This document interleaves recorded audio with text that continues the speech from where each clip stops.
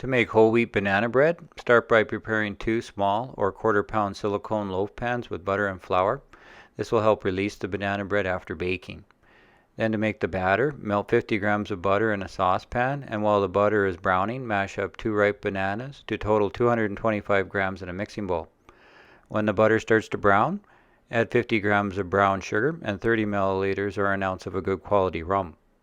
The mixture will bubble up a little bit, and if the alcohol ignites, cover the pan with a lid to distinguish the flames. Then pour the rum brown butter over the banana and add 2 whole eggs and mix them in.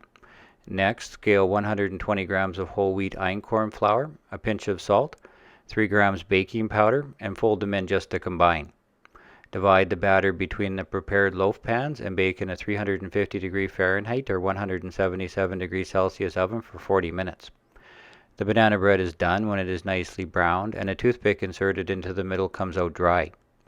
Best served warm, but tightly wrapped. The whole wheat banana bread will be at its best for 2 or 3 days.